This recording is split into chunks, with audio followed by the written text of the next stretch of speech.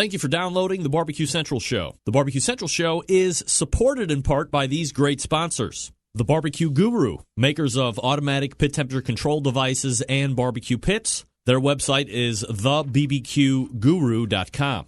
Also, Butcher Barbecue, maker of injections, rubs, and sauces. Their website is butcherbbq.com. And by Big Papa Smokers, your one-stop online shop for anything in the barbecue and grilling industry, to include World Championship winning rubs. Their website, bigpapasmokers.com. And by Cook Shack, maker of pellet and electric cookers. You can visit them at cookshack.com. Also, Chops Power Injector System. 3 different size injectors to choose from. Find out more at barbecuekansascity.com, and that's barbecue, BARBEQUE. And by Pit Barrel Cooker, one of the most unique and versatile cookers out there on the market.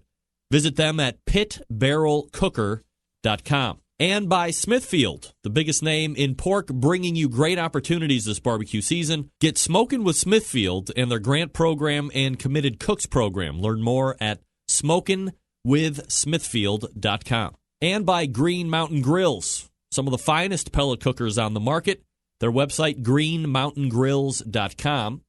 Also by Cookin' Pellets, manufacturer of wood pellets to fire wood pellet cookers. Their website is cookinpellets.com. You can also purchase on Amazon.com as well. And finally, by Unknown Barbecue Supply, makers of lid hinges, chimney grillers, and much more.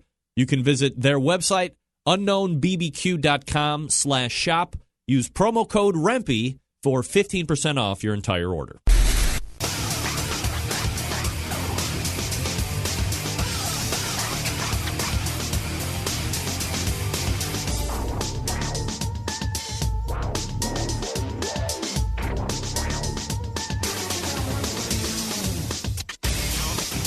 All right, good evening, and welcome to the Really Big BBQ Central Show. This is the show that talks about all things important in the world of barbecue and grilling. And we are currently broadcasting live and direct from the Rock and Roll Hall of Fame city of Cleveland, Ohio. It is the barbecue capital of the North Coast. I'm your program host, Greg Rempe. Happy to have you aboard here on your Tuesday evening. Each and every week, I'm telling you that we have a show the likes you have never seen, and this week is certainly no different. Before I tell you who's going to be showing up here during the course of the next 2 hours, in case you want to get in touch with the show, I would love to have you make that attempt through a phone call or email, and this is how you can do it. You can get in touch with the show by calling 216-220-0966. Email Greg at the BBQCentralShow.com. On the Twitter and Instagrams at BBQ Central Show. Anything else you want to find out about the show can be found at the main website, thebbqcentralshow.com. And here's what's happening in case you didn't get the newsletter. Coming up in about 13 minutes from now, the third Tuesday of the month, regular recurring guest. That might be a little bit redundant. Stephen Raichlen joining us. Always appreciate Stephen stopping by.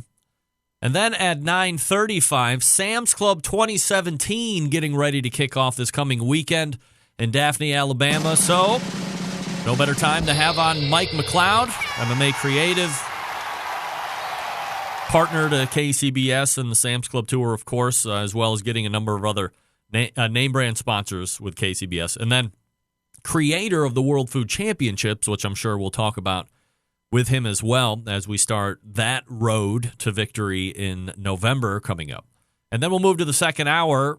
The Guinea Pig, the Matt Dalton Memorial Guinea Pig, took place this past weekend. And we'll talk to the guy that won that one, Dennis McGrath from Porketeers. He will be joining us, recapping that event, talking about the cook, talking about his background. If you're not familiar with Dennis, stay tuned for that. It's going to be an exciting conversation. And then at 10:35, the official sauce and rub reviewer of the BBQ Central Show and fiery foods expert, Scott Roberts, will be joining us here to do 3 new Kingsford sauce reviews. A handful of weeks ago, I was given a bag of Kingsford charcoal, the new extra long burn charcoal that they have out on the market. I actually don't know if it's technically available for sale yet.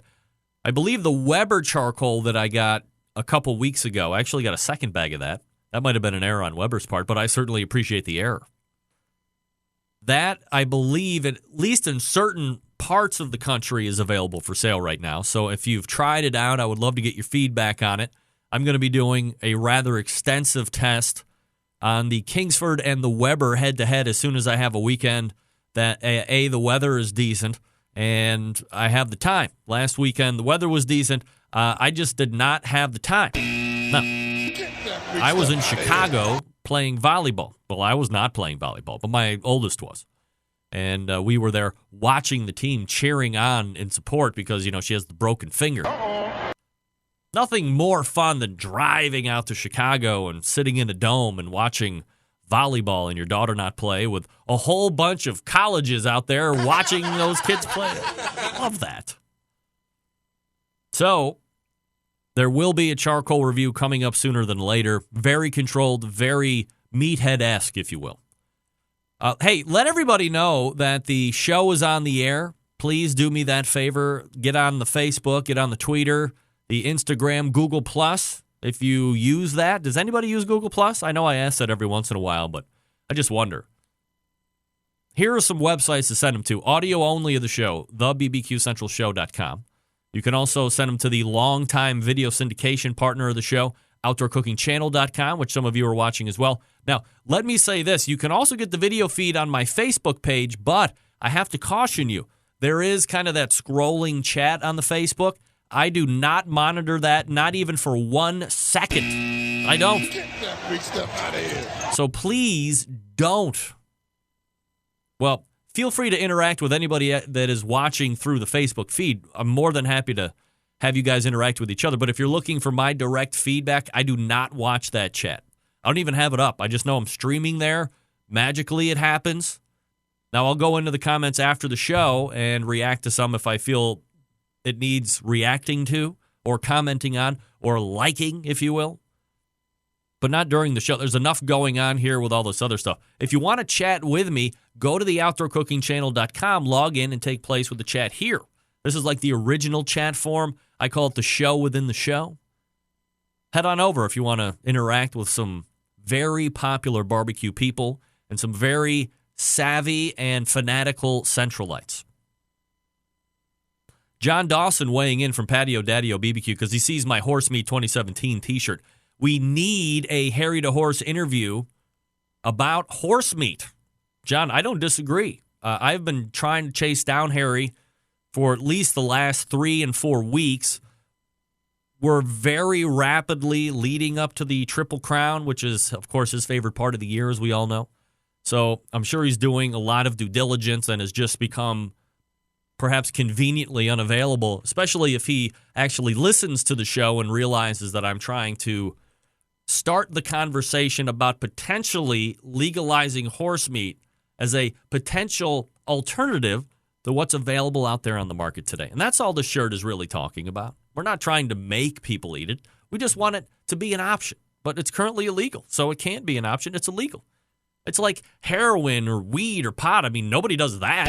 That's illegal. Nobody does it. Big stuff out of here. The good news is this. The first set of horse meat t-shirts are out to South Dakota. They were won last week. And I can tell you this. Look at that. This is a green pen. You can barely see it. It blends right in. See that? It's green. Now it's not. Anyway. Like a cat with a squirrel. A squirrel. The first set of Horse Meat 2017 t-shirts are in South Dakota. As a matter of fact, I believe his name was Swenny or Sweetie. Swenny, I think it was. Schwetty. He sent me pictures of himself wearing the t-shirt out in public. What actually potentially was a little troublesome, looked like it might have been a Chuck E. Cheese. There was a lot of kids and skee ball machines. I mean, I like skee ball like the next guy. But they're out there and they're being worn. So here's, again, the command or the prime directive. If you're lucky enough to win one of these, very exclusive T-shirts, okay? You have to wear it out in public. There's no use of wearing it indoors where nobody's going to ask you about it because you have decided, whether you know it or not, to become a spokesperson only when asked, hey, what's the deal with your shirt? To say, I'm just trying to do my part to get a conversation going with my local decision makers, whoever that might be. And believe me, they don't want to talk to you. I've tried to touch base with all of the local decision makers. They have currently given me this. Hello? Hello? Sherrod Brown? Rob Portman? Hello? Local Dave Joyce? Yeah, they got nothing for me, okay? You'll get the same thing. We got to keep the conversation moving. So when somebody approaches you about the shirt that you might have, you can say, hey, we're just trying to open a discussion about potentially having horse meat as an option to eat. We just want to get these initial inspections go. There's a lot of things to overcome. I know it. I've had multiple discussions about it over the weekend while I was in Chicago, which I believe was a place where horses were once butchered, processed and then butchered. I could be way off base there, but for some reason Chicago sticks in my head as at some point, not necessarily recently, but at some point might have had a horse processing plant. But having these discussions, learning that we're not here to force anything. I don't want to force anybody to eat horse meat. I want to have it as an option. That's it. I want to allow us to have like Wagyu horse. Can you imagine how great? Horses are huge animals with a lot of meat. We're just wasting it. I understand we're Americans, we're myopic, we love to waste stuff. Maybe this is not what we need to. John McRib was not horse meat. It's pure pork ribs. You know it. All right, gang, let me talk to you quickly about Butcher Barbecue, the easiest way to step up the barbecue and grilling game. We talked about it last week in Spanning the Barbecue Globe, or whatever the hell I called it. They have made it even easier when it comes to their injections. Before, you had powder, you had the shaker bottle, easy to measure, easy to shake. You're off and running in competitions. Now they have taken all, as Dave Bosca said of Butcher Barbecue, they have dummy-proofed it. They've made it dummy-proof. Now the pork and the beef injection comes fully shaken, fully ready to use in bottles. All you have to do is open up the bottle, stick your injector in there, draw back on the solution, and then inject. It's that easy. They have literally stupid-proofed the whole deal. Right now, pork and beef, many more flavors to follow from Dave Bosca's mouth last week. Look forward to that. ButcherBBQ.com is the place to go. Now, if you want to try Bird Booster, it's not in the pre-made bottles yet, but that's coming. Bird Booster is great for poultry. Some people love to mix it up, put it in pork or put it in beef. I mean, who knows? You got to try it yourself. See what works for you. Then you have the go-to rubs that I love. The old standbys, the steak and brisket rub, the honey rub, which I just got a 5-pound bag of. Very excited about that. That ought to last me at least a month. Then, the new rubs, the triple secret blend from Dave, the pecan, the cherry, and yes, chipotle. Try them out. Then the sauce. Oh, come on now. Here we go. The sweet barbecue sauce wins it in every category. If sweet barbecue sauce was in a sauce competition, I would hail it as GC. It's not overly sweet.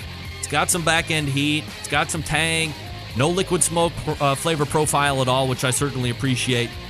Dave taking the time to make a quality sauce. Then you have the grilling oil. Dave's got everything under the sun. I mean, what are you talking about? You got to get over there right now. ButcherBBQ.com. Stock up on everything. Shipping rates are reasonable. ButcherBBQ.com. That's ButcherBBQ.com. Always trust your butcher. And we are back with Stephen Raichlen from BarbecueBible.com and something we're going to be talking about extensively here in the next segment. Project Smoke 3rd season, if you can believe it or not. Already in season 3, getting ready to shoot. We're back right after this. Stick around.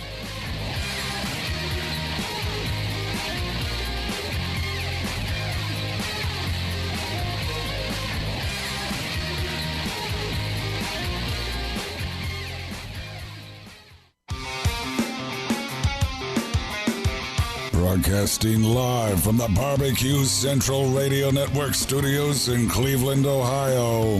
You're listening to the BBQ Central Radio Show. Once again, here's your host, Greg Rempe. All right, welcome back. This portion of the show is being brought to you by Smithfield. You love to barbecue and compete. You love to win. Do all three with Smithfield since 1938. Smithfield has been producing high-quality fresh pork products. Now they invite you to get smoking with Smithfield. Are you an organizer of a nonprofit, community, or sanctioned barbecue event? Apply now for the new grant program that helps support competitions across the U.S. with resources and prize money. But that's not all. If you're a cook, you can join the Committed Cooks program. Members who commit to cook with premium hand-trimmed Smithfield pork, they'll receive swag and other great prizes as the season rolls along here in 2017. Commit to cook with Smithfield and see what's going on. Visit the website smokinwithsmithfield.com. That's smokinwithsmithfield.com. Right, my next guest is the third Tuesday regular segment guest of this show, a 2015 Barbecue Hall of Fame inductee, a TV show host, barbecue cooking class instructor, of course, multiple-time author. We race to the Smokin' with Smithfield hotline. And welcome back, Stephen Raichlen, to the show. Stephen, how are you, buddy? Good. How are you, Greg? Absolutely fabulous. Appreciate you making the time, as always, Stephen. And I wanted to, first and foremost, talk about something near and dear to your heart, but not only near and dear, something very close to happening, which is, as I teased in the opening segment, the third season, the shooting of the third season of Project Smoke. So tell me about that. Well, it's a little bit like mobilizing a small army, an enormous number of moving parts. We're shooting this year at the Alisal Ranch and Resort in Solvang, California, north of Santa Barbara. So we've got more than 30 different grills and smokers that are being shipped in. Wow. Ingredients from all over the United States, because you know what a nut I am about organic, grass-fed heritage. But at the same time, we're trying to use as much local provender as possible. We're sourcing almost all of our seafood from the Santa Barbara Bay. Super excited about that. We're in the middle of wine country, so obviously that's going to play a part. We'll do a lot of grilling over grapevines. And that's just the material stuff. Then there's the crew. We're a crew of about 20 people. We have a culinary crew. We have a field kitchen that's led by Chef Chris Lynch, who's been with me for the last 8 shows. Rob Boss, who many of you know, is our head grill and smoker wrangler. He's responsible for firing up the grills, for assembling all the smokers. And there's a styling section. They measure out the ingredients, make sure it looks beautiful on camera. Technical crews. We have 3 cameras. We have GoPros. It's quite an undertaking. Stephen Raichlen joining me here on the show. We're talking about the upcoming shoot for Project Smoke, the third season. Stephen, I know obviously it's a lot, but from like an hours standpoint or over the course of a calendar year, or perhaps the better question is, once season 2 ends and you start to look at season 3, how much time are you investing in the show versus some of the other things that you have going on, like the book writing, for example? Well, it's an enormous amount of time, and I'm a writer. I mean, I came up through this whole barbecue thing as a writer. Writer's what's on my passport. So any day when I am not writing, I don't feel like I'm earning an honest day's work. But the preparing for the TV show involves months and months of planning, hundreds of hours of planning, and during the shoot, which begins on Sunday. I mean, a typical day for me will start 4 or 5 o'clock in the morning, getting up, doing the prep, writing the intros, wardrobe, etc. And there'll be nights when we don't finish till 9 or 10 o'clock in the evening. That goes on for 10 days straight, 12 days straight. After it's done, then I go in and record the fireside chats. I have to review everything. For every half-hour show that you are watching, it's typically 4 or 5 hours of on-camera time, production time. Yeah, I think people don't realize how much work goes into a TV show. It's why I love having like you and John Marcus and a lot of these guys that have been on Barbecue Pitmasters, for example, we see a 30-minute or an hour show, but there has to be an extensive amount of stuff that is either chopped out or edited down or whatever. So we see that polished product each and every week, but behind it is a whole mess of raw stuff.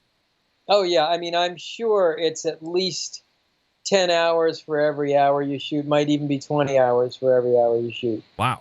Steven. And then don't forget also with a show like Project Smoke, we're shooting outdoors, so we're at the mercy of the elements. We're shooting in Southern California, which normally is beautiful, but this year they've had historic rain. So, I mean, we have to have a backup plan in case it rains, which we do. It's a typical day. It could be, 45 degrees, 48 degrees when you start. Could be when we were in Arizona, get to 90 degrees in the middle of the day and then drop back down into the 40s at night. So big temperature swing. So from a preparation standpoint, when you start in the day, not too worried about things kind of hanging out or being outside a little longer. But once you get into the nuts and bolts of the day and it's 85, 95 degrees, like you said, how much more logistics are involved to make sure that, while you need stuff out and maybe you're retaking or you have to reshoot a couple different times, that everything's still safe, if you will? Oh, well, I'm a nut about that. And I'm sure you've seen in the show, every piece of raw meat that comes out on the set is over a pan of ice. And that same rigorous attention to food safety takes place in our field kitchen. It's easier in the field kitchen because they have coolers, they have refrigerators. I think with the outtakes you see after the take is over, I mean, the crew comes in, dive bombs the food. There isn't a bone with meat on it left. When you are shooting, and you're obviously very experienced now being in front of the camera, start out with the Barbecue University, you go to the Primal Grill, you've had some shows in Canada, and now we're doing the third season of Project Smoke. Once they're like action, do you still get are you nervous? Do you still get butterflies for like 10 or 15 seconds before you really start to settle down and you're kind of finding your groove again when that red light goes on? What's it like internally for you still?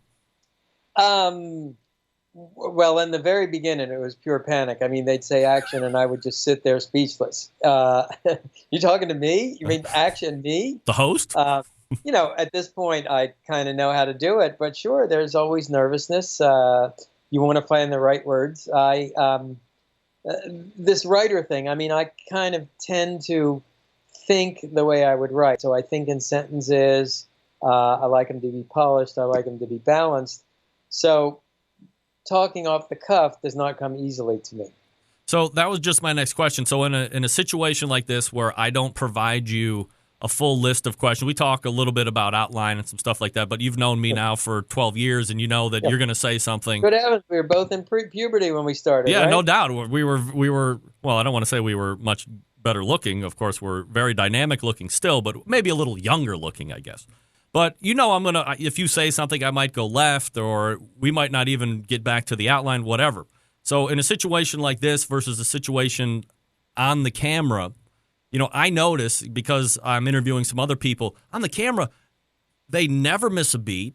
They never say, they never say, and I get them in my situation. Is it because there really is not any super duper prep? I just kind of give you an idea of what we might talk about, because I want that visceral reaction or answer from my guest versus something that's just straightly produced like you would find on television. Sure. Well, there are a couple things. I mean, I always start every show with a script. I usually know what I'm going to say for my intro and my outro. Once I actually start cooking, it's pretty much the task at hand that generates the dialogue. But I think the biggest difference is your show is live and my show is taped. So there's a lot of editing that goes on, and the ums and uhs, they get cut out. Really? Yeah. Wow, those are some fabulous editors. I got to be honest. Oh, they. I can't begin to thank them or imagine their job. But like my producer Matt Cohen says, the editors, they know me better than they know myself. They know every single word, every facial tic, everything that you've said twice that you can't say twice. From a menu standpoint this season, and we're jumping around, you had mentioned Grapevine because of where you're going to be at and some of the seafood. Can you talk about any specific items or at least high-level topics that you're going to be covering during the season? And is it still kind of like barbecue, or is it going to be more of a departure this time from the traditional stuff? Well, one thing we're doing is we're in Southern California. We've done 2 years of straight smoking with Project Smoke. So this year we're going to do a return to grilling as well as smoking. I mean, you'll see the classics this year, but you'll also see, more grilling than we've done in a while, a lot of grilling over wood. We've got some incredible new grills, some of which are just barely reaching the market now, and I'm super excited about them. In terms of highlight dishes, we're going to do a Texas beef shoulder clod this year. We're going to be doing a tandoori leg of lamb in a Kamado cooker. We've got this really cool new grill called an Art Flame, which is kind of think of it as a cross between a wood-burning grill and a plancha. I just learned today we're getting fresh sea urchins scuba dived by a local fisherman. So we're going to do planked sea urchin. I see you wrinkling your brow there. That kind of goes along with caviar. So this is something obviously you probably have like 5 times a week, but I've never had, aside from hearing the term sea urchin, I don't know if I could pick one out of a lineup. Is that flavorful? Is it more of the fishy thing? What is that? Well, if you picked one up out of a lineup, especially with your finger, you would know it because it's covered with razor sharp, needle sharp spines on the outside. The flavor, it's in that, it's the eggs of the sea urchin. So you're kind of in that caviar realm again, but the flavor is quite different. It's sort of mustard colored. It's briny. If you probably had it as sushi, it's a popular sushi item, but at the sushi, it's sort of all but the most extraordinary sushi bars. It has a very strong fishy flavor. This stuff is going to be amazing. I mean, this stuff, the fisherman's going to bring it on set, and I'm sure when she lifts it up, you'll just see water dripping off of it, seawater. Are you a big believer in the planking? I know you've kind of skirted the traditional idea of soaking it and soaking it and soaking it. You like to actually get a char on it first. A similar method that you're going to follow there? Yeah, absolutely. And that's an evolution for me because when I first started using a plank, I did soak it. And, then it dawned on me, wait a minute, it's steam. We're cooking by steam. And, steam, that's an anathema for me. I mean, steam is the opposite of fire. I just don't like to steam anything. Stephen Raichlen joining me here on the show talking about the upcoming 3rd season shoot of Project Smoke, which can be found at projectsmoke.org. So everybody's going to you got 20 people or so showing up there, and everybody's staying for 10, 12 days? Absolutely. Wow. So, and, the other cool thing about it, Greg, is that many of us have been shooting together. This will be the 7th season together for most of us. So it's hooking up with old friends. And, the extraordinary thing, how much heart and soul people put into the production. I remember last year, one of the camera guys slipped, got 6 stitches in his leg, and 2 hours later he was behind the camera shooting. I mean, that's the kind of dedication. People really want to make it the best show that they can. Out of all of the cookers that are going to be on set this season, is there one where if you could take it under the cover of darkness, you would take it for your very own? Well, first of all, I own most of them to begin with because, I like to make sure I use them and like them. But I'm just going to actually ask you, suggest people watch. I mean, one very exciting thing, you've seen me use that monster wood-burning Kalamazoo grill rotisserie. The Kalamazoo just came out with a gravity feed smoker. So I'm super excited about that. That's a brand new product. We've got some high-tech stuff. I mean, we've got digitally controlled Maverick thermometers. We've got, I've mentioned the wood flame. I'd say we're kind of, in this high-tech world, there's an awful lot of just burning wood. And actually, one other thing we're going to do this year, we have one show we're going to dig a fire pit, and we're going to do a whole segment on fire pit cooking. Old school barbecue, some might say. Very old school. Yeah, very old school. Let me ask you about one. So let me ask you this first.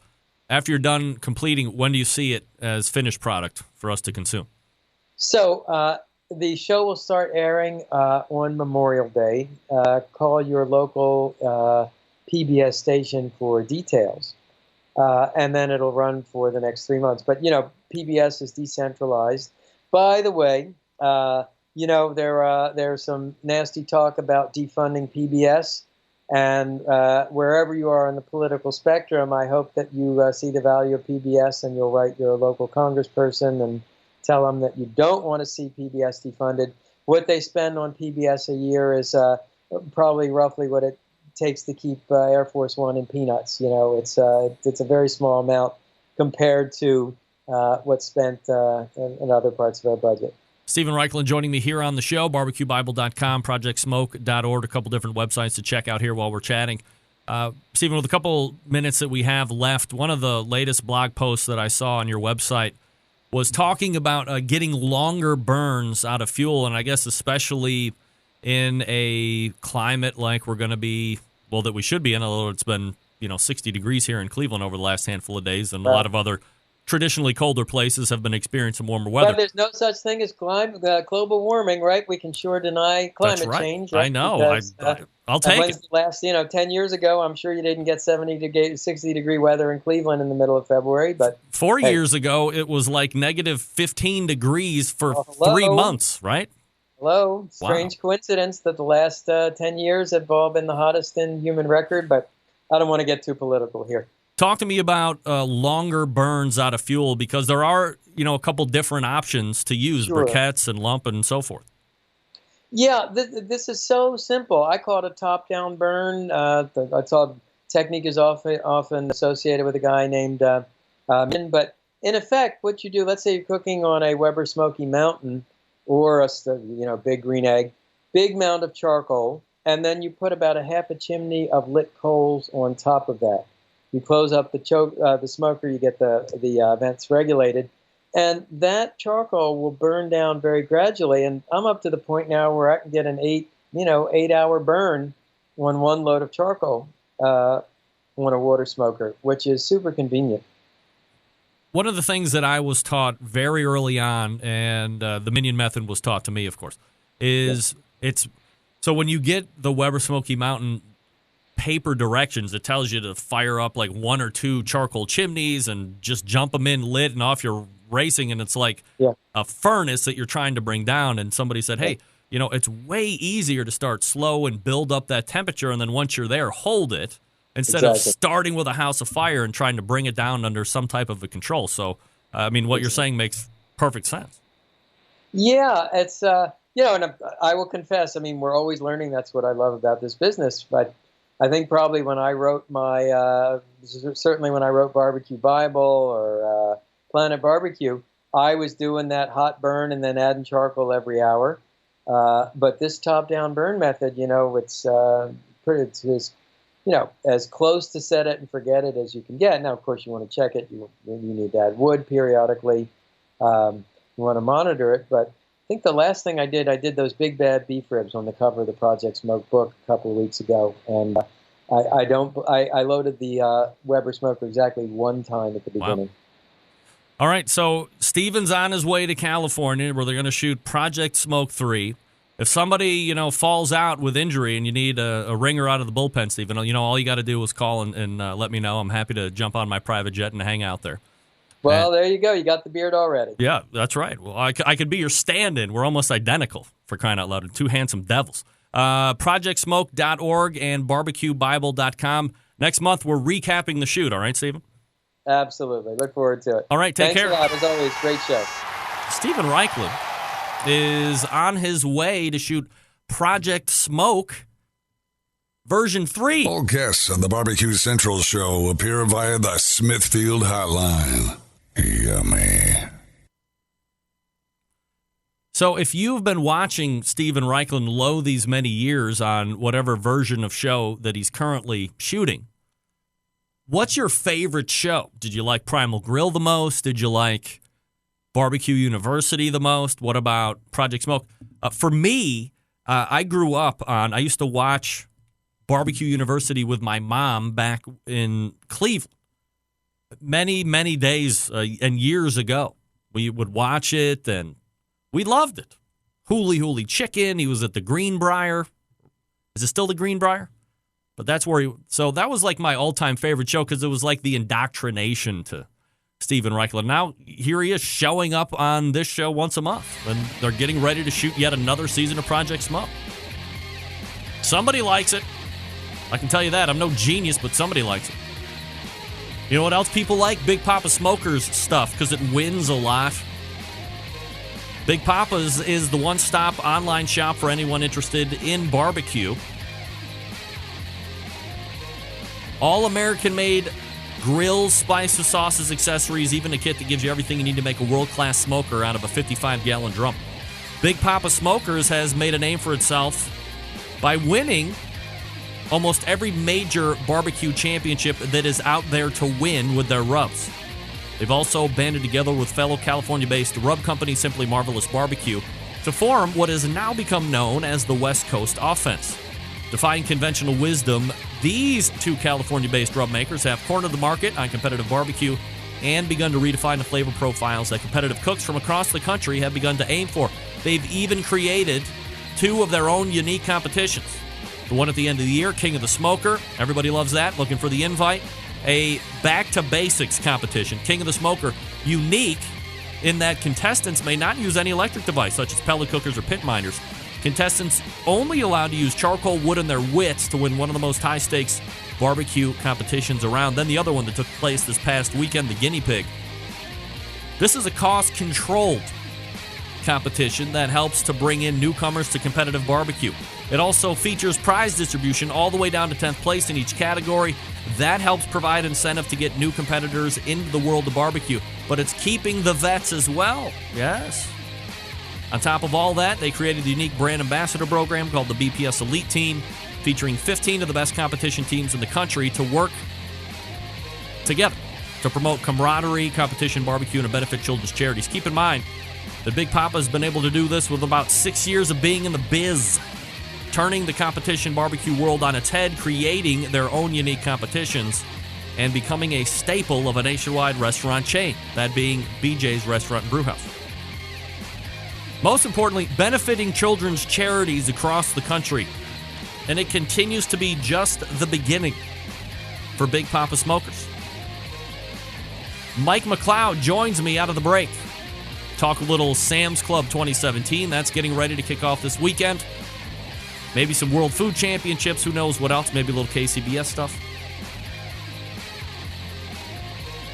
I am out to Harry the Horse for some type of reaction as well on Horse Meat 2017. So if I hear from him, I'll let you know. We'll be back right after this. Stick around.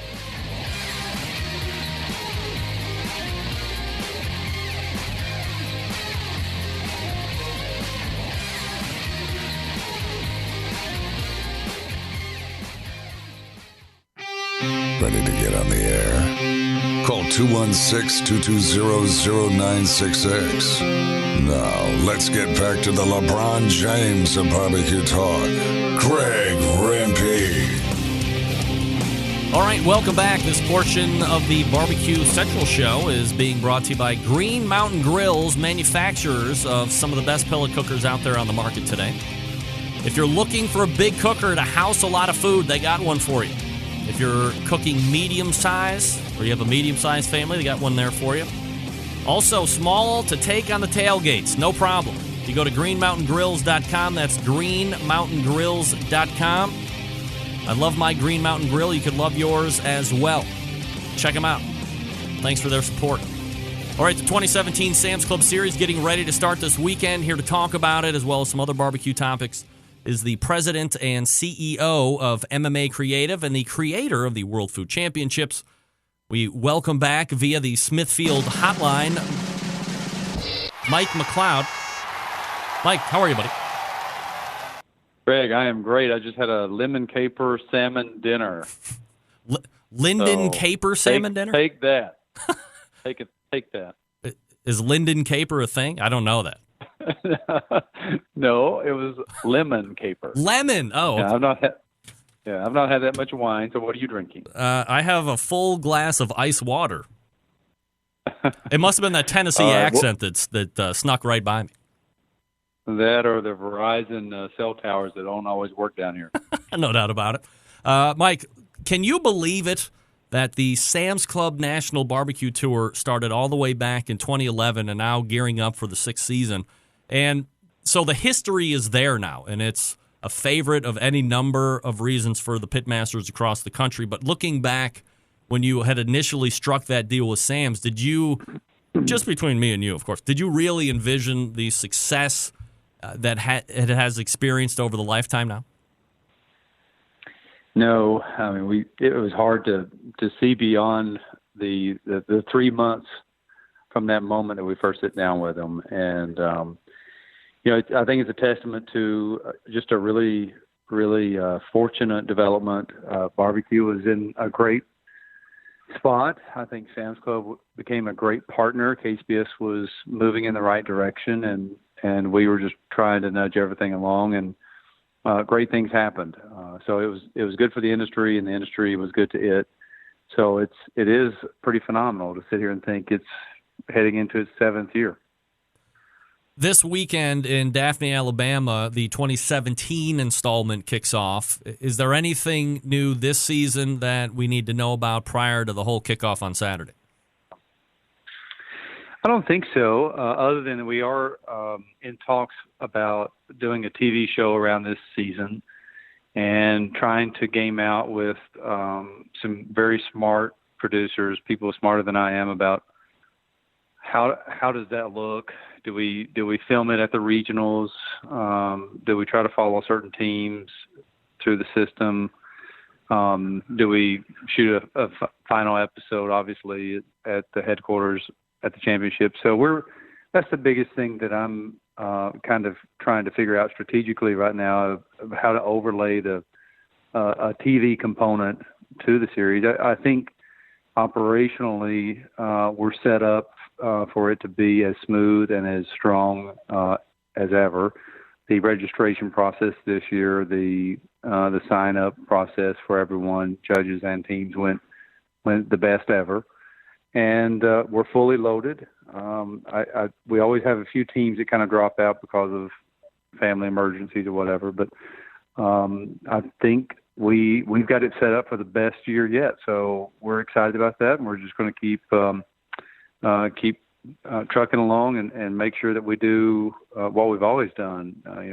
With our operations team, with Michael McDermott as the tour director, with KCBS supporting it at every stop of the way, with volunteers along the way, with great sponsors on board. So all the pieces of the puzzles are there, and right now we just need to deliver, and the teams need to rise to the top. They need to bring their A game.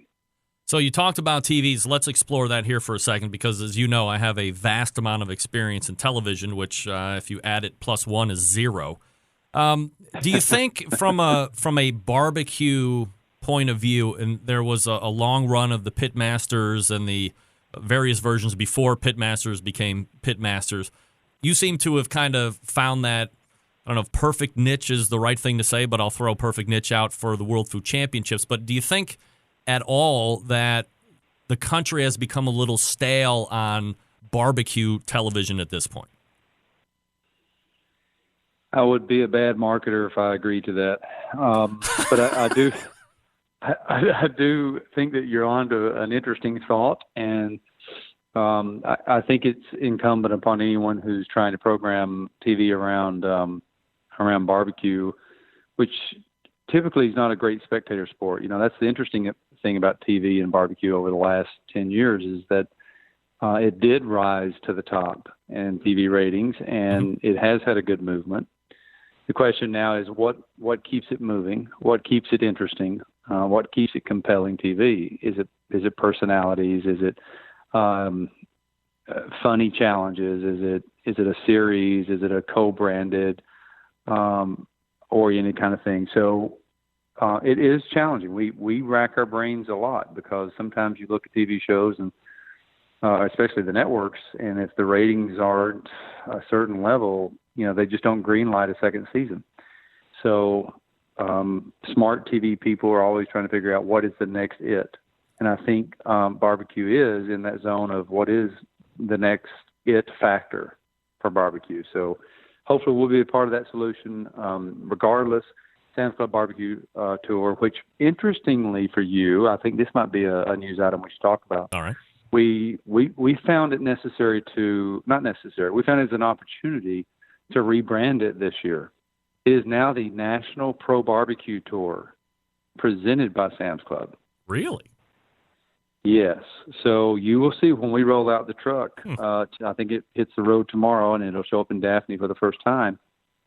Sam's Club is kind of a secondary title line to it, and it's because we have found that this industry is starting to separate into categorical approaches, and we believe that having a National Pro Barbecue Tour, which this is, and everyone I think will agree with that, branding in that way will get us a lot more media attention, and it will also differentiate the difference between a grill master, someone who grills at home like you and I do, and someone like Darren Worth and Barry Johnson and all of the great guys that we know in the industry who are really barbecuers. So that's an interesting twist to see how does that manifest itself out into the ethos of barbecue and cooking outdoors. Is that a sell that you have to make to Sam's Club? Is that an idea that Sam's Club is pitching out to you in order to gain a little bit more visibility and media in that regard? It was an answer to a question that I provided an angle for Sam's Club to consider, and the question that they had asked was, how do we get more media awareness and media attention around this? And just using our marketing experience and our news experience, I know it's hard for you to believe this, but I'm actually a trained journalist. We began to realize that pitching the Sam's Club Tour, when you're talking to the LA Times or Dallas Morning News or whatever it is, sounds like an advertisement for Sam's Club. Mm-hmm. So we just reversed it, and we tried it last year. We did some spot checks and some beta testing on it, and it worked. Whenever we pitched, these are professional barbecuers coming to town. And if you want to see them, you can go over to the local Sam's Club to see it. We tested that, and it worked. So this year we went with a whole new branding concept. The KCBS board agreed with the strategy. Sam's Club agreed with the strategy, and I think it's going to be an interesting year to see how much more media coverage we get for it. Not to change gears off of that, but I mean, this kind of dovetails nicely into something that I've been asking pitmasters, especially the guys that have won Team of the Year, so KCBS related, and I'm just wondering what your take is on it. You have a very small, defined number of teams that are going to put in that effort and that have the means and the vacation time and the money, because maybe they're somewhat sponsored or whatever, to do 35-plus events to vie for KCBS Team of the Year. And at the end, while the achievement is great and the recognition through the annals of history will certainly be there, doesn't really seem to be a big payoff in regards to, on a Tuesday night, he wins KCBS, and on Wednesday, he's on the Today Show, and then he's over on the Food Network, or she, and is kind of carted around from a media standpoint to help bring barbecue a little bit more to the forefront, or say, hey, here's somebody that just did this. And, you know, there doesn't seem to be a lot of media push when you have a KCBS Team of the Year person. Is that something that they're missing out on? Yeah, I think there are a lot of issues in that question. And you know, I've been involved with KCBS now for 11 years. I've got 26 years of marketing experience behind me. And the things that I'm about to share with you or say to you do not represent the board of directors. I'm not a board member. I'm an advisor to the board.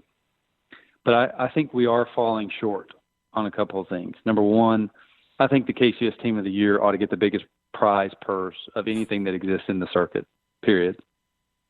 If you win the Nextel NASCAR Cup race or sprint, whatever it is now, I don't even watch TV anymore because I focus on food, cooking, barbecue all the time. If you win the FedEx Cup in golf, that is your ultimate payday. It's more than any one particular event, except maybe for the Masters. I don't know. When you win the Super Bowl, you win major money because you're the champion, and it's a huge bonus. If I were in charge, completely in charge, the KCS Team of the Year would take home an amount of money that's greater than what any one particular event gives them. Period. That's one missing component. The other thing that's kind of a challenge is that it's the Kansas City Barbecue Society instead of the American Barbecue Network, or whatever you want to call it. So we're always going to face that challenge. But I think this board of directors has a great opportunity in front of them to define a lot of categorizations. Right now, when someone decides they're going to do a barbecue contest, we are getting the lion's share of the calls across the nation. Just last year, I tracked this.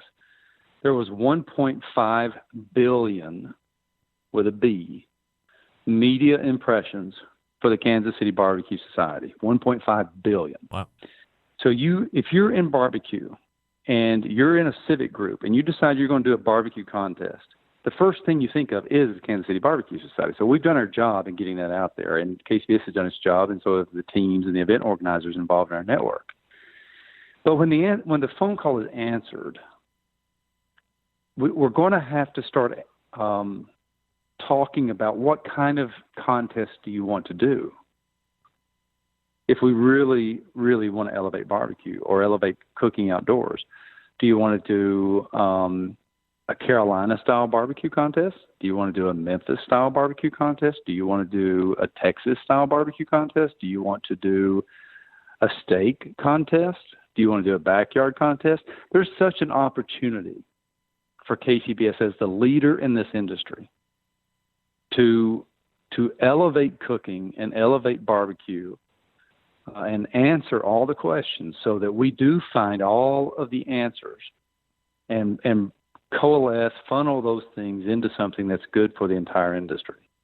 I think we have a great board right now. I think they're the kinds of people that are going to ask some tough questions and come up with maybe some answers that are out of the box.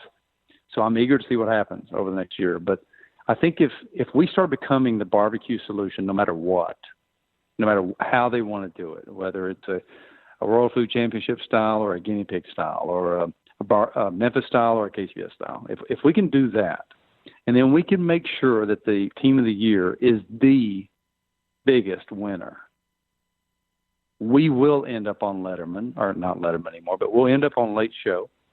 We'll end up on ABC Morning News. Our pit masters no longer have to be celebrities, but by birth into an industry and by ascending through the industry, they will be known as the best in barbecue.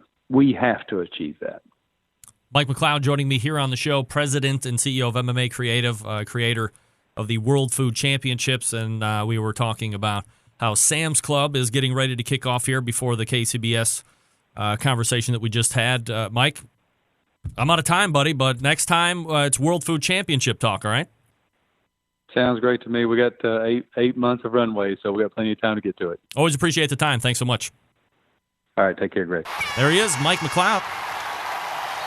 Wow, look at him talking about the KCBS Team of the Year, and I'm sure there's not a lot of people that are going to not like his stance on guests that, right? on the BBQ Central Show appear via the Smithfield Hotline. Yummy. Should be the highest pay day that they get. What's the highest paying competition? That's what they should get more than that. We might want to delve a little bit more into them being the clearinghouse of all sanctioning bodies, if that's what I understood him to say. However, different conversation for a different time, and I appreciate his candor. Again, not reflecting the board there, just talking as a man. All right, Cook Shack manufactures smoker ovens for barbecue lovers with any amount of experience. Whether you barbecue in your backyard in the competition circuit or in a 5-star dining facility, Cook Shack has the unit that will do the job. And with a full line of barbecue sauces, spices, pellets, and wood chunks, it's the perfect one-stop shop. Cook Shack strives to be on your barbecue resource center by offering cooking classes, online recipes, how-to videos, 2 blogs, smoking, grilling 101s, and a video cooking classroom. Check out their website at cookshack.com or follow them on these social media platforms, Instagrams, Facebooks, YouTubes, Twitter, Pinterest, Google+. Get advice or share your passion for barbecue on their world-class barbecue forum. Cook Shack pellet-fired smokers are the choice of champions because they were designed by a champion, Ed Fast Eddie Martin. The PG-1000 and the FEC 100 are always customer favorites. The PG-1000 can double as a smoker and a grill. Low and slow or hot and fast, the pellet grill line gives you the most for your money. Cook Shack residential electric smokers are the #1 smoker in the industry. High quality means high durability and versatility. Anything you can cook in your oven, you can make in a Cook Shack. Passion, dedication drives Cook Shack's manufacturing. Quality always being at the forefront.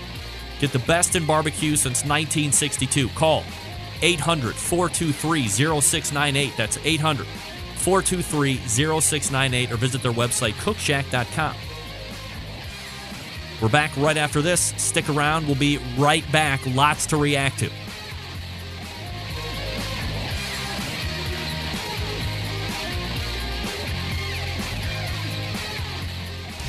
Big name interviews, advice on cooking brisket and ribs, and the only host willing to share his honest opinion on all things important in the world of barbecue. It's the BBQ Central Show. We were just talking about pellets. This portion of the show brought to you by cookingpellets.com, your #1 resource center for quality wood pellets to fire all of your pellet-driven cookers. Or if you just want to buy really good wood pellets to use as like a smoking source or throw on your grill grates for close proximity smoking, CPS. I coined that term. You visit cookingpellets.com for more information or to purchase. You can also buy it from Amazon.com as well. John Dawson weighing in the chat room saying, barbecue has had its run on TV, but I'm afraid it's gone the way of poker. I am not disagreeing with that take because I believe it is well on its way to World Championship Poker or the World Professional Poker or whatever. And if Mike is listening right now, what I didn't get to, aside from telling him if has TV barbecue-wise gone stale, the method that continues to prove out is pick a team that has a decent shot at going through, right? But has personality, that has volatility, that might be on the brink of a divorce or a cheating wife or husband, or the kid's illegitimate, or who knows. And you follow them around to the various events. I would start right at the regional, right at the local event, follow them through the 3 cooks. If you can position it, as I've always said, with fans of the show and viewers of the show buying into the team and building a personal connection to the team and what they're doing day to day, they don't care if they win. I mean, certainly you want them to move on. You might have to follow a couple of different teams, but it's the drama in the life that people are buying into and that are coming back for every week. Nobody cares that the Kardashians don't do anything in real life.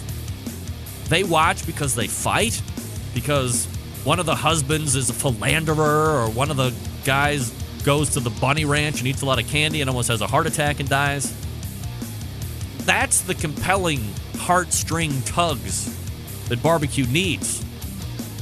There's plenty of teams out there to choose from that are really good, that could make a run, top 50, Sam's Club National, and all you have to do is follow them around and then piece it together properly.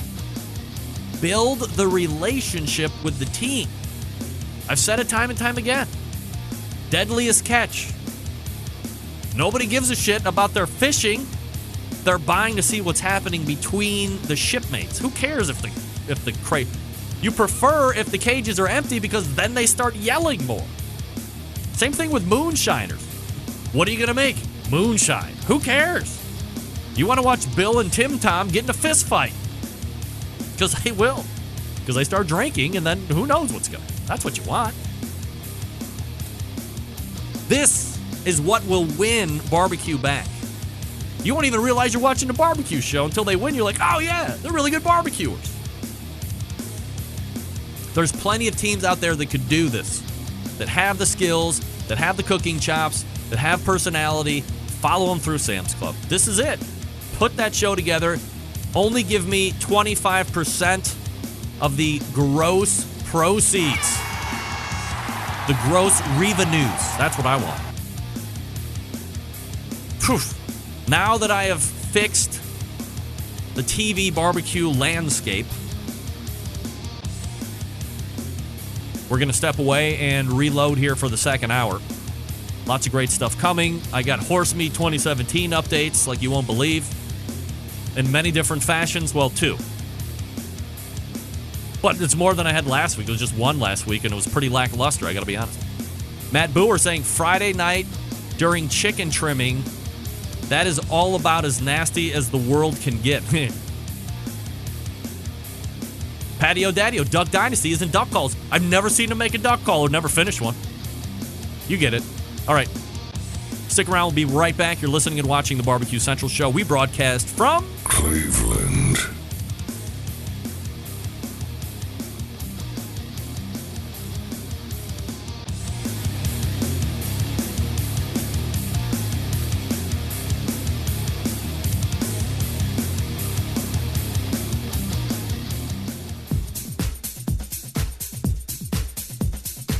Happy to have you aboard here for the really big barbecue show.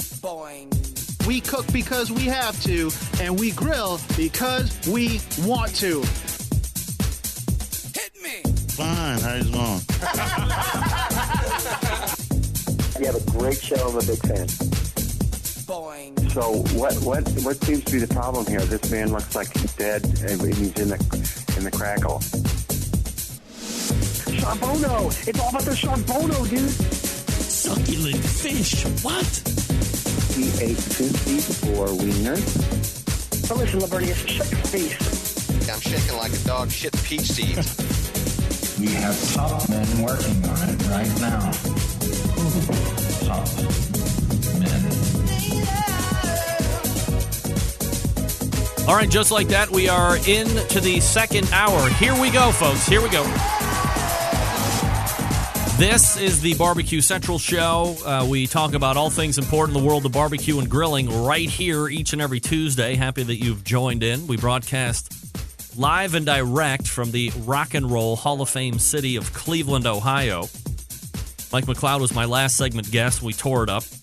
Ended up going in a completely different direction than I thought we were going to in regards to barbecue television, and that spawned KCBS conversation and Team of the Year conversation. Strictly his opinion. So if you have something to react to in that regard, please let me know, and here's how you can do it. You can get in touch with the show by calling 216-220-0966. Email Greg at the BBQCentralShow.com. On the Twitter and Instagrams at BBQ Central Show. All right, so still to come on the show, Dennis McGrath from Porketeers. We're going to be talking about the Guinea Pig that took place this past weekend. He won that. And then we'll also be talking with Scott Roberts from ScottRobertsWeb.com. He will be reviewing, he's the official BBQ Central Show sauce and rub reviewer. And the same day that Kingsford had sent me their new long burn charcoal, which I believe, if I'm not mistaken, is supposed to burn 25% longer than whatever their newest version of their charcoal was. They also sent me 3 bottles of barbecue sauce. I don't remember the flavors. I did check specifically the ingredients, and what did it have on there? What? Natural flavoring. Get that big stuff out of here. I know what that means. Liquid smoke. Probably by the boatload. So I didn't have to try them and look like a meanie. I dialed up my best buddy, Scott Roberts, and I said, hey, I just got these Kingsford sauces completely unopened. Can I ship them your way? And then next time you're on, we can do a review of the Kingsford sauces. And he actually said yes. half expecting him to be like, no way, I would never do that. But he bought in. He's going to be the Kingsford sauce reviewer tonight. And I guess if time allots, which I don't know if it will, we'll also go over a rub, but that's 10:35 with Scott Roberts. All right, here's your 2017 horse meat update. First and foremost, I don't know if a lot of you are getting tired of the horse meat stuff, but you have to understand this has become a legitimate platform that I am not necessarily running on, that I am running on.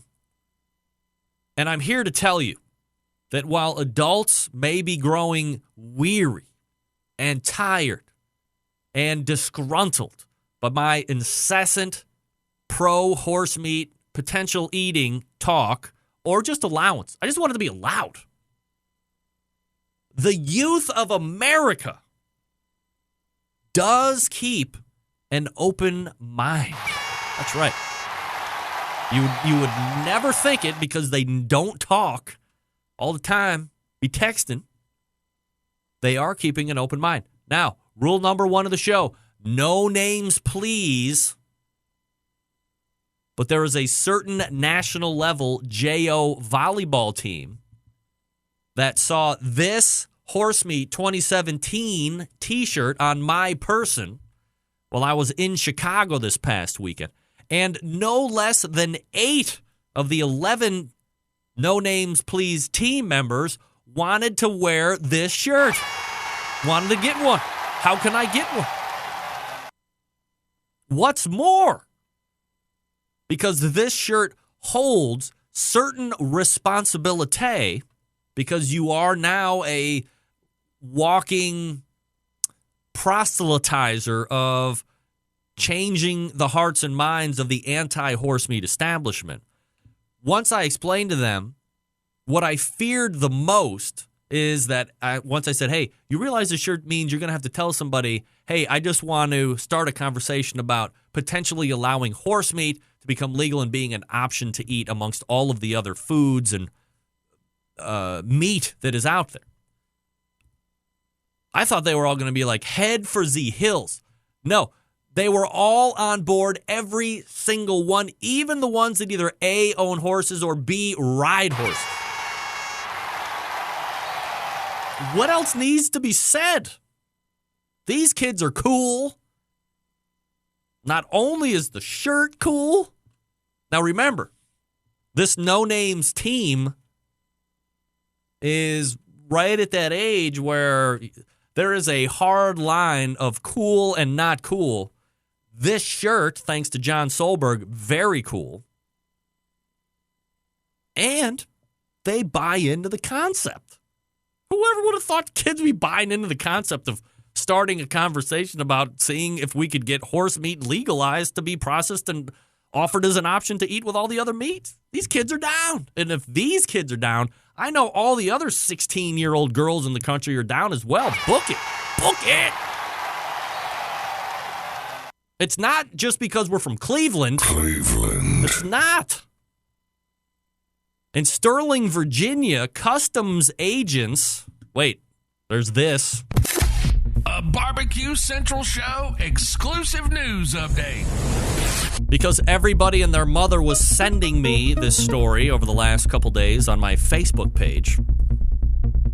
In Sterling, Virginia, customs agents have seen all sorts of things come through travelers' baggage, and what they seized from 2 women at Washington Dulles International Airport a few weeks ago may take the cake. On January 29th, 2 women arrived from Mongolia. Customs and Border Protection officers sent them for a routine agricultural examination. I don't even know what the hell that is. What was found inside might turn your stomach. TSA lost in... What? The women had a combined 42 pounds of horse meat concealed inside juice boxes. That includes 13 pounds of horse genitalia. That one of the women claimed was for medical purposes. What? Horse meat is, of course, from this show, prohibited from entering in the country unless a traveler has an official government horse meat certification from the country of origination. The concern is bringing foot and mouth disease into the United States and introducing it to livestock here. Customs and Border Patrol take no pleasure in seizing and destroying travelers' food products, said Wayne Biondi, CBP Port Director for the Area Port of Washington Dulles. We're in the business of protecting America's agriculture industries, like the livestock industry, from potential introduction of animal diseases possessed by these unpermitted food products. All the meat was incinerated. By the way, that's exactly what they do to horses that aren't workable anymore. They put them down and they burn them. Safeguarding America's agricultural industries and, by extension, our nation's economy remains an enforcement property for CBP. It's a mission that we take very seriously. The agency's operational commander in the Mid-Atlantic region said in a statement, CBP agricultural specialists inspect more than 1 million people coming into the U.S. every day. 1 million? That's a lot. I'm no mathematician, but that would be a small amount of horse meat potential embezzling, I think. Nobody wants to eat horse meat? These ladies did. Horse genitalia, for crying out loud. For medicinal purposes, like weed. Folks, I'm on it again. The reminder that we are drawing very, very near to the end of 2017 Barbecue Hall of Fame suggestions for nomination. Now, some of you have been asking about what should I write. Well, first, be sure to somehow specify me into the celebrity category, I guess. I'm not a pitmaster, and I could be business. I make money. Here's an example. Greetings. I'm writing this in hopes that you will enshrine Greg Rempe to the Barbecue Hall of Fame this year. If I had a formal vote, I would surely cast it for Greg. Prior to learning about Greg's radio show, I was passive observer of the barbecue world. Greg and his show have brought me entirely new appreciation for the barbecue scene, the art, the science, the people, all of it. In addition to introducing me to the celebrities of the sport, Greg has introduced me to a plethora of industry suppliers that I would not have otherwise been aware of. And I'm not alone, as I have turned on many friends to Greg's show. In turn, their interest, involvement, patronage, and investment into the barbecue culture have grown exponentially. Greg Rempe for Hall of Fame 2017. Thanks in advance for making it happen. That's a good example right there. Building value. Selling me. Sell me. All right, folks, let me talk to you quickly about the longest-running sponsor of the show, the Barbecue Guru. If you've been thinking about automatic pit temperature control devices, stop here. This is the company that started it all. They are the creators of this technology. Why are you going to buy from any other company? If you're not familiar with how they work, I'm not going to get down into the minutia here, but imagine a product that allows you to set your pit temperature, and one set keeps it at that temperature all the way through the cook. Sound too good to be true? It's not. It's real life. You can take advantage of this technology today because maybe you are a busy working professional, or perhaps you're constantly on the run with kids and doing errands, and quite frankly, you just don't have the time to set around and tend those pit temperatures. I get it. The Barbecue Guru allows you to throw on a pork butt or a brisket or a couple slabs of ribs, and then you're off to do whatever it is you need to get done. And the Barbecue Guru maintains that pit temperature you set it at. 4 models. DigiQ DX, the CyberQ Wi-Fi, PartyQ. Maybe you don't need all of the tech. Maybe you just need something that's going to act as that cruise control for your pit. Set the temperature and it keeps it right there. No problem. PartyQ is the one you want. Plus, it's self-contained, runs on AA batteries. You can put it on a bullet style. You can put it on a kettle style. You can put it on a ceramic style. That's great. Now, even better news. There was the original Onyx oven. Now introducing the brand new refreshed Onyx oven. This one is now being tested out in the backyards on the competition circuit. Bob Trudnak has been cooking on one for a number of months now. Testing it out, tweaking it, doing all the good stuff. If you want one, here's what you do. You head on over to the website, bbqguru.com. Check out the products. If you have any questions about what to order, call them directly. 800-288-GURU. They make sure you're outfitted with exactly what you need to get you up and running right out of the box. Don't guess. Ask questions. Again, 800-288-GURU or bbqguru.com. The Barbecue Guru continues to be a breakthrough in barbecue technology and pretty funny web-based barbecue commercials. Horse meat talk is a buzz in the chat room. I'll pick up on it here in a little bit, and Dennis McGrath coming up out of the break. Stick around, we'll be right back.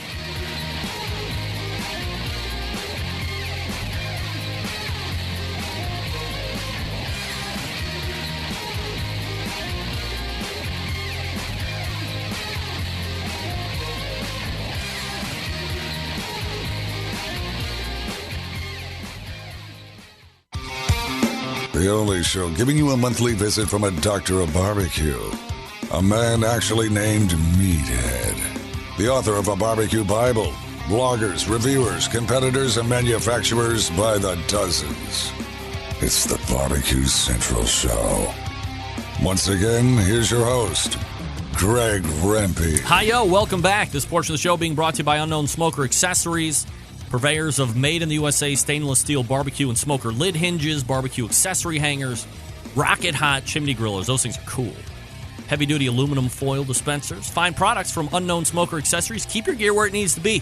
At arm's length, ready for battle. Visit unknownbbq.com/shop today. Use promo code REMPE for 15% off your entire order. That's promo code REMPE for 15% off. 15. My first guest in the second hour took part in the Matt Dalton Memorial Guinea Pig contest this past weekend in Indio, California. 49 teams vied for the title of Grand Champion, and when it was all said and done, Porketeers walk away with the win. Here to recap the weekend is the pitmaster, Darren McGrath, joining me here on the Smithfield Hotline. Dennis, how are you? Hey, I'm doing well, man. Thank you. Thanks for having us on. Well, I said Darren. What an idiot. Hey, Sorry. Hey, it's all right. You can compare me to Darren. That'd be awesome. Yeah, no doubt about it.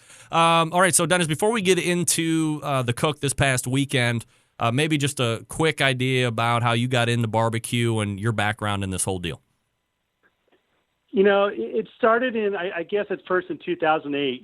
My girlfriend at the time, we went to a competition that was out here in San Diego, and we actually witnessed the competition. We saw a team, Vince and Alexa from Rhythm and Q, and I'm like, hey, that was kind of cute. There's a couple team, maybe my girlfriend and I can do competition like that. So that's how we got involved. And then 2010 was our first competition in Lake Havasu.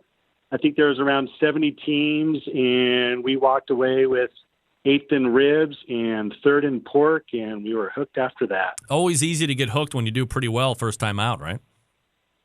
Exactly. And then I think, for us, for a rookie year, we had a pretty good year.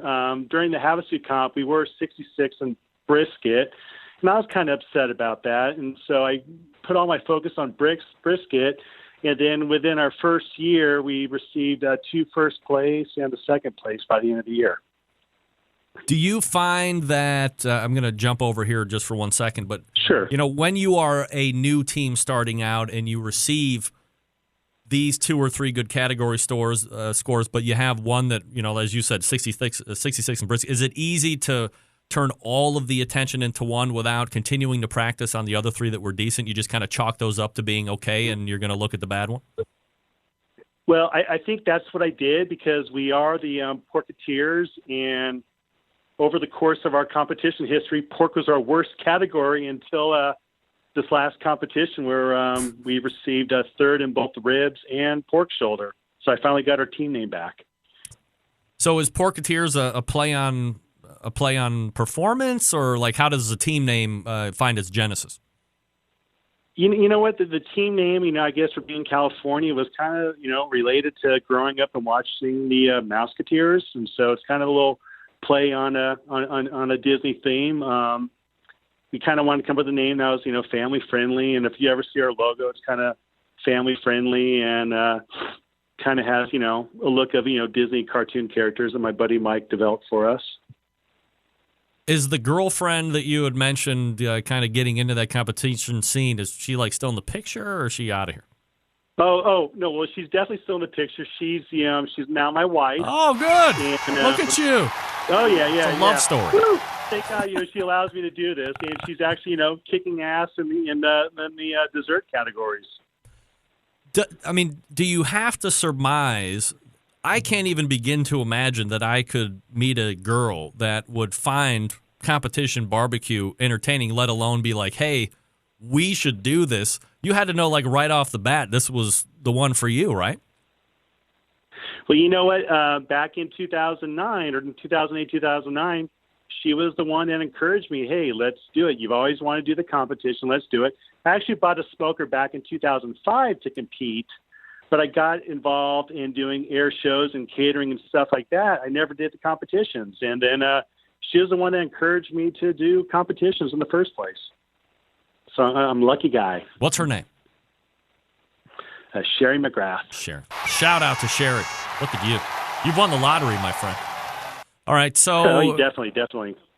So let's go ahead and take a look back at this past weekend. Of course, the event kind of renamed for Matt Dalton, certainly a friend of this show, and enjoyed a number of really good conversations with Matt, both interviewing from a win perspective when they started out like a house of fire, and then it was a great last conversation that I had with Matt when he started to come back up on the winning side of things, and he was like, man, I was at the penthouse, and then we rode the elevator all the way down to the bottom, and then we trudged back up. We went back to our roots and looked back at the recipes and said, hey, screw all this weird stuff that we've been doing. Let's get back to what we were doing in the beginning to win, and rode the elevator back up. So it was almost like a full circle for him when we spoke last, and unfortunately we can't talk anymore.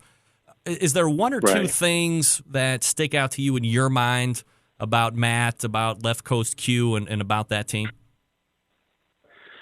A couple of things about Matt, which, we've always enjoyed going to a competition where he was competing at. We were there when he won his first reserve grand champion. I had nothing but respect for Matt.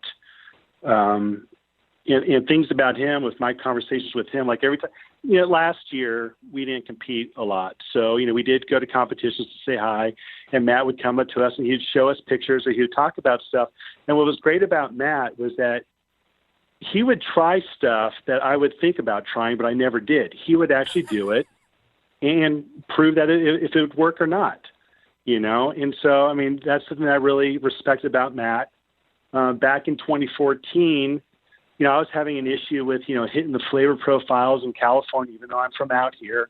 And so I decided to take one of his classes in 2014. It was actually his only class that he offered. It was him and Three Eyes Barbecue. They had an East Coast, West Coast cooking class. Yep. I signed up at the last minute. I was the first one to show up. It was about 3 hours away. And I took every single note that he talked about, his flavor profiles, and I used it in 2014, and that was definitely our greatest year. And then even for this last competition at the Guinea Pig, I thought it'd be, to honor Matt, I went back and followed all his recipes, and it definitely paid out. We definitely missed Matt. You look at an evolution of barbecue. Those notes you took were, 3 going on 4 years old at this point, and there's been so much change, even from when you got in it, 7 years ago back in 2010, but, fast forward to 2014 until now, there's been a number of things that have changed or may have gone in and out of vogue. Maybe they're back in again. Were you surprised that when you go back and restudy those notes to kind of tribute the recipe and the cook to him, that he's like almost looking down on you saying, hey, these notes were good back in 2014. You follow them here at the Guinea Pig, and you're walking away with a grand championship. That's kind of unreal. It definitely was unreal. I wasn't expecting it. I honestly didn't really care about the outcome. I just wanted to do this for Matt. It was something that he taught me. He taught the whole class. And I just felt, this is his competition. I'm going to cook these for Matt. Results-wise, through category, chicken 5th, ribs 3rd, pork 3rd, as you had mentioned a couple minutes ago, and then brisket 6th. So certainly from a weekend in, weekend out type of a program, you're going to take those results each and every week you're out there competing, right? No, that'd be awesome. That'd be great. I have no issues with that. So the question that I need to ask, of course, is, do you think, are the scores comparing to where you thought they might roll out? Do you think you're always going to get first all the time, or do you think you got some better scores than you were kind of figuring you'd get? How does that work?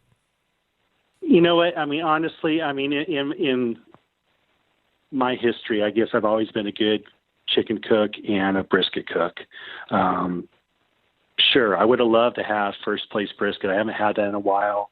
But I was definitely happy to see that, Rick from Hickory and Spice winning brisket. Definitely with chicken too. I mean, I wanted to win chicken too, but the Rice family of Twisted Brisket won chicken, and that was awesome too. I'm happy for them. But yeah, I was, at first kind of bummed about that, but I was obviously happy with the overall results.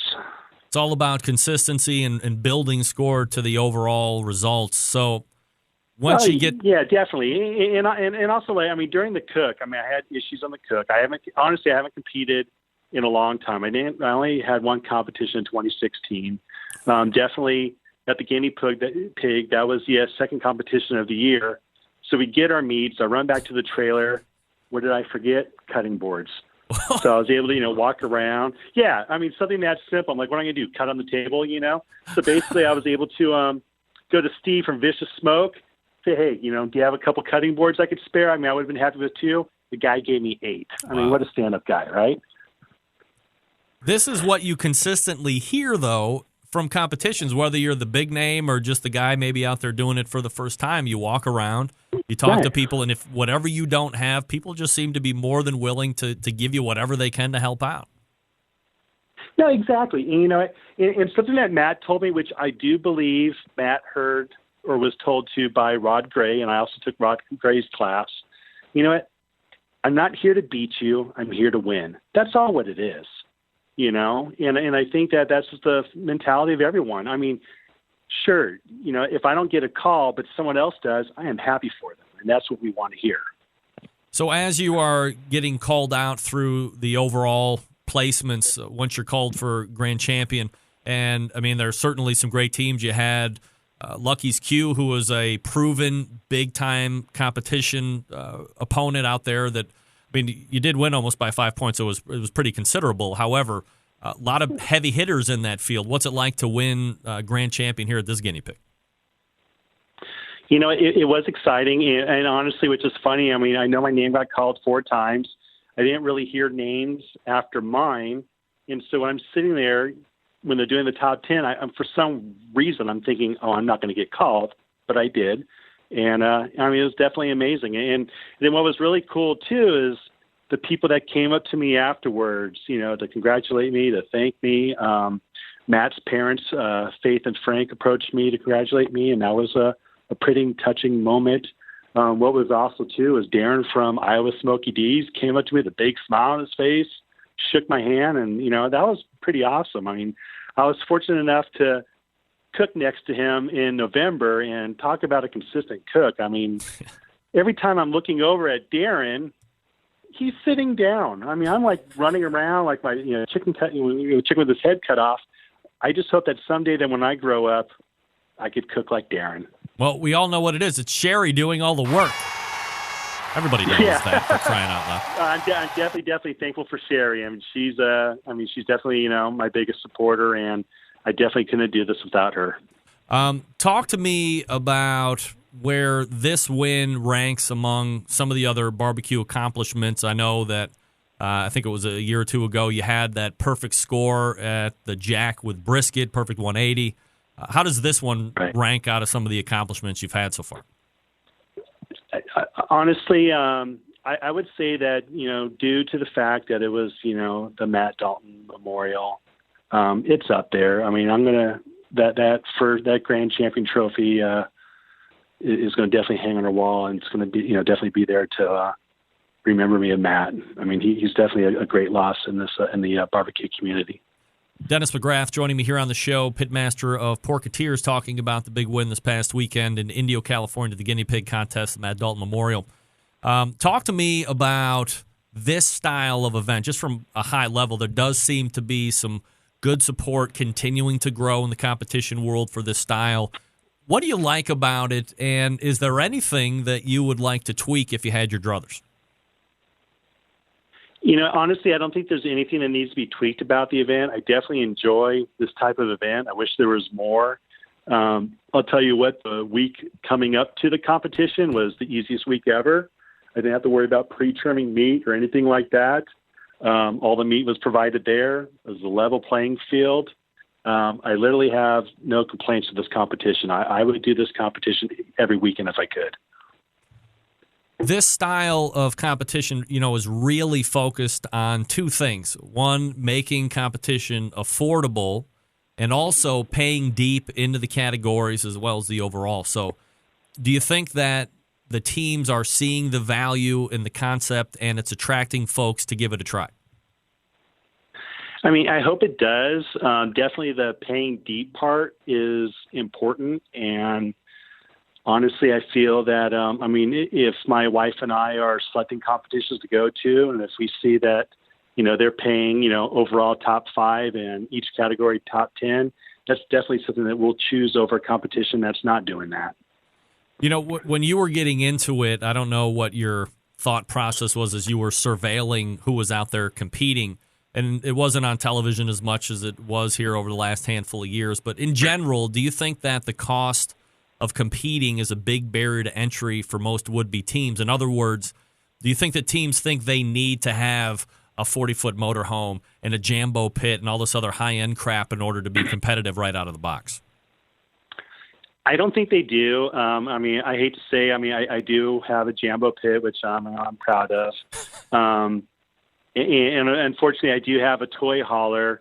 Our first few years, we were definitely, going with the 10x10 route, on the tents. And I don't think we need that. I wouldn't mind I was even thinking about, we're doing the Sam's Club next in Tucson. And I was thinking about, cutting back on our footprint size to, I guess make it more affordable. Definitely I encourage teams to help keep the cost down. Buy a generator. The electrical expense now for promoters is incredible. So if we could help out, definitely have a generator. That'll help out. I think that's it. I know right now in California we've lost 4 competitions. It's expensive to throw a competition, and we need to help out to make it more attractive for people to come by and visit us. How many events are you planning on doing this year, Dennis? This year, we're taking a competition at a time, so we'll see. My focus now, I've never competed in the Sam's Club. The reason being is I've never wanted to go to the finals, but this year, if we're fortunate enough to go to the finals, we definitely will. So we are going to focus on that. I'm hoping that maybe this year we'll be able to do 10 competitions.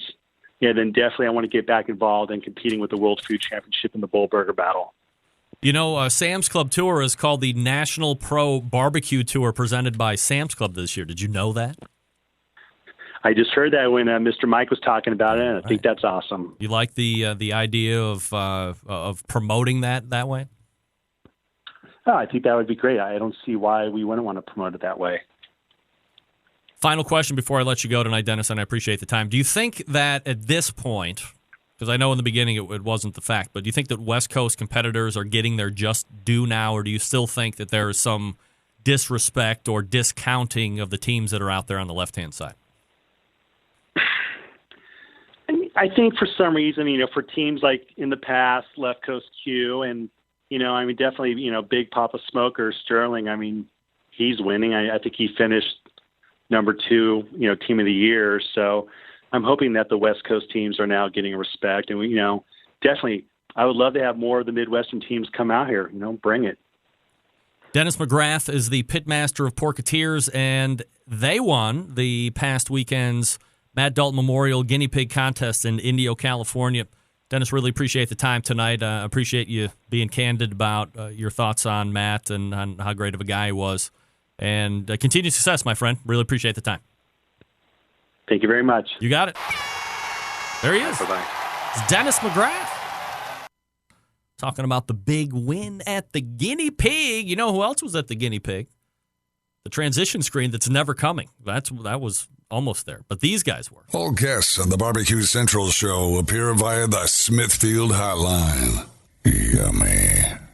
What are the chances that he went back to the 2004 recipes that Matt Dalton gave him, refreshed, cooked those recipes this past weekend, and won? Outrageous.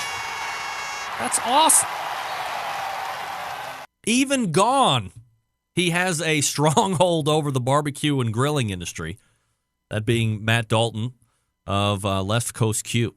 Wow. What a personality. If you've never had a chance, and I had, I think he was on the show maybe 3 or 4 times. We had a number of other off-air conversations. Just a no-holds-barred guy, but in a very genuine, caring way. Thanks again to Dennis. Folks, the Chops Power Injector is the NBBQA 2015 and 2016 Barbecue Tool of the Year. From the backyard cook like me to the caterers and restaurant chefs and competitors like you, there's a power injector that's just right for you. Let's break it down a little bit. The number one seller is the half-gallon Chops Power Injector System, designed for competition cooks or to pump up the backyard warrior. Easy to use. Clean it, fill it, pump it, and away you go. If you have just one brisket or pork shoulder to do, you don't need to fill it all the way up. Heavens no. Just put in what you need. It uses it all. It comes with 14-gauge needles, 2 replacement plastic needle adapters, 3 plug screws, and a needle protector. This one's $100, plus you pay the shipping. Then you have the 1-gallon Chops Power Injector System, designed for catering and bigger jobs. It holds double the amount of the half-gallon. That's why they call it the gallon. See? Some use it in competition, like when you cook MBN whole hog, or maybe you're doing 10 shoulders to get that perfect one. It comes with 14-gauge needles, 2 replacement plastic needle adapters, 3 plug screws, and a needle protector, $120, plus you pay the shipping. Then the Chops Full Power Injector System, the electric, commercial, and competition Big Daddy. Not a holding tank like the other two. This one's got a 3.5-foot pickup tube that you can put in any size container, from a few ounces to a 55-gallon drum. It was designed for Chef Rob at the Best Barbecue Restaurant in Kansas City. He said time and time again that with the Chops Full Power Injector System, his briskets are better than ever. It comes with metal needle adapters, 14-gauge needles, 3-inch 12-gauge needles, 2-inch 11.5-gauge needles, 3 plug screws, and a needle protector, $325, plus you pay the shipping anywhere. A number of the top pit masters in the world are using the CPI to make their barbecue better than the rest. We live in the foodie world, folks. No denying it. They want flavor in every bite. This is how you can do it and do it fast. Also, not just for meat. Alcohol-infused watermelon, anybody? Or honeydews? Yes, yes. They're all made in Kansas City, Missouri, USA. They got all the extra accessories if you want them. You go to Chops and get your barbecue some power. BarbecueKansasCity.com, BARBEQUE.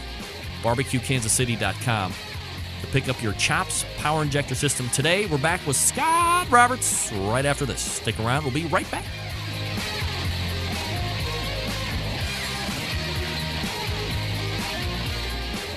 Continuing to produce incredibly mediocre content in an exceptionally professional way. You're listening and watching the BBQ Central Show. Once again, here's your host, Greg Rempe. I welcome you back. And this portion is brought to you by Smithfield, bringing the biggest name in pork. Great opportunities this barbecue season for you folks. Get smoking with Smithfield and learn about their grant program. Committed Cooks program.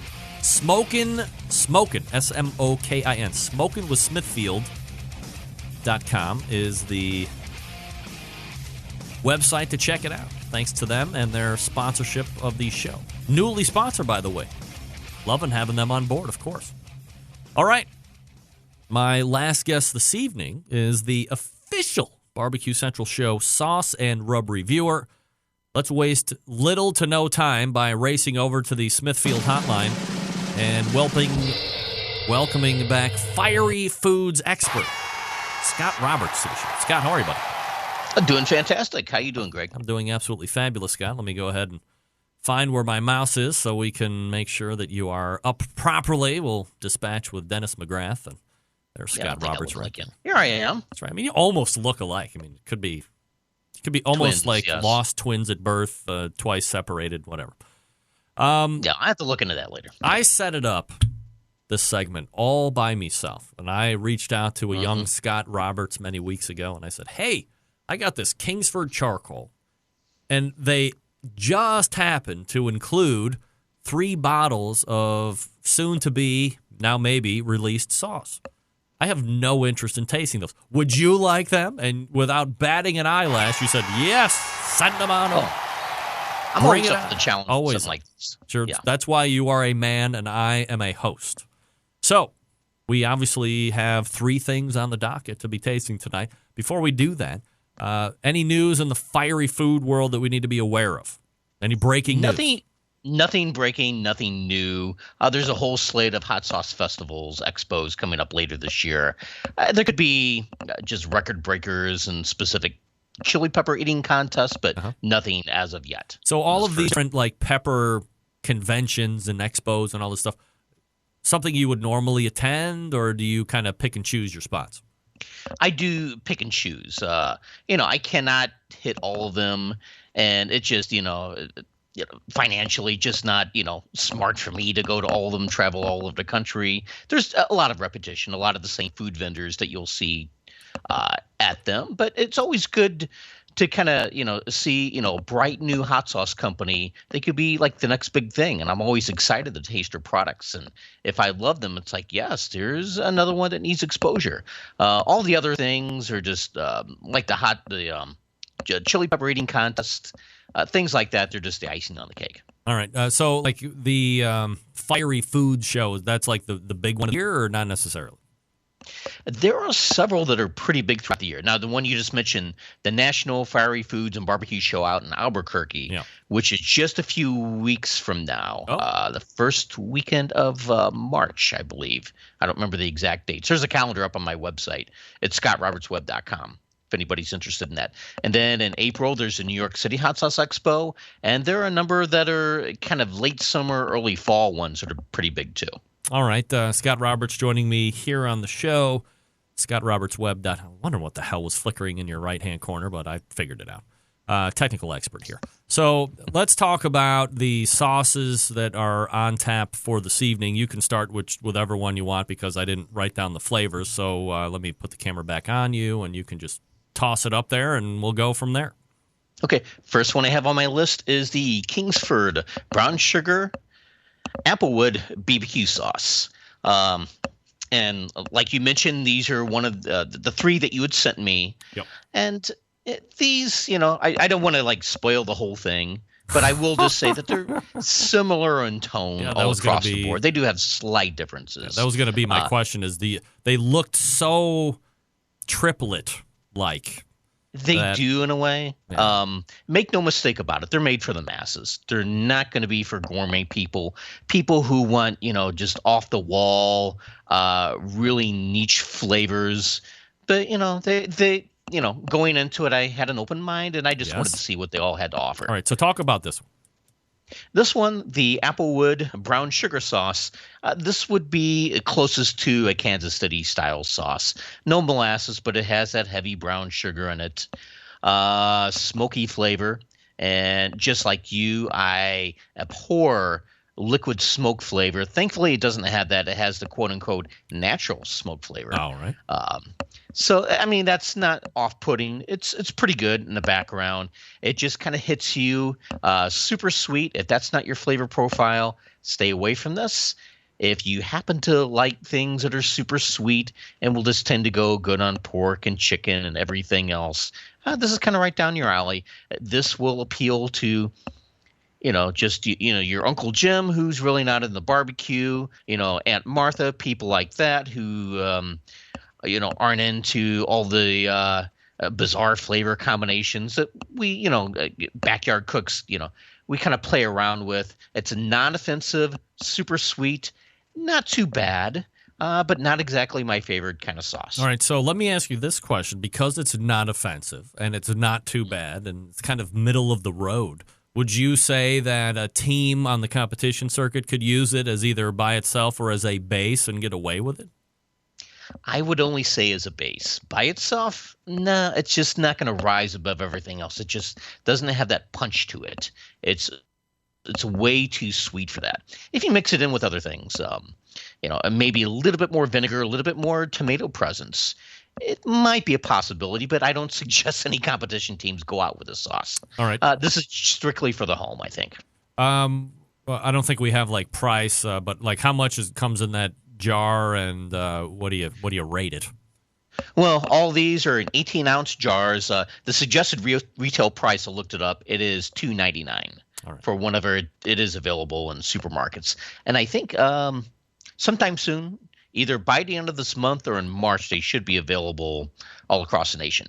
As far as a rating, this would have to be a backyard griller. Oh, really?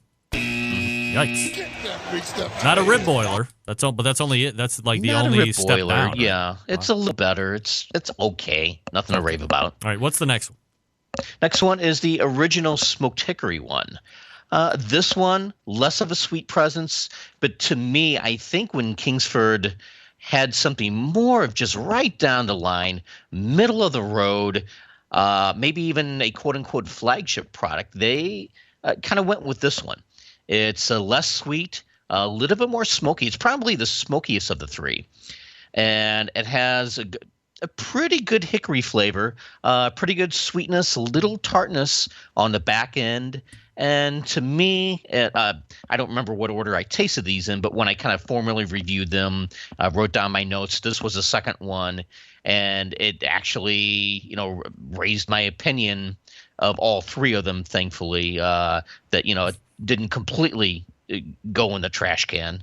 So this is a better one, the hickory smoked one, and it's pretty good. Again, kind of non-offensive, but a little better if you don't want things that are sugary, super sweet all the time. There's a great question in the chat room here from Matt Boer, and he says, how does it compare, and the other one, how does it compare to Sweet Baby Ray's? Because that's what he compares all mass-produced sauces to, so I'm guessing that he holds Sweet Baby Ray's as kind of the standard, which I would imagine most people do. So how would these compare and contrast? Yeah, Sweet Baby Ray's, I love it. It's the best of the mass-produced sauces, in my opinion. Sweet Baby Ray's just is that perfect balance, I think, of everything like that. The first one, way too sweet. This one has more of a smoky punch to it, but it's slightly off in certain areas, and it's definitely not as good, and it just kind of missing a few components. Maybe a little bit of pepperiness, maybe something kind of aromatic, maybe garlic or something like that. There could be a number of spices that it could be kind of punched up on certain levels to make it a more complete balanced sauce. All right, what do you rate it? Same thing, a backyard griller?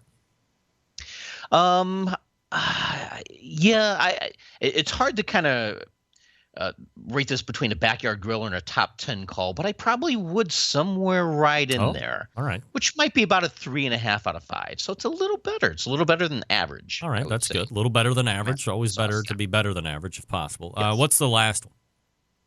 Last one is the honey jalapeno mesquite. Ooh. And this is both very disappointing and very enlightening, too.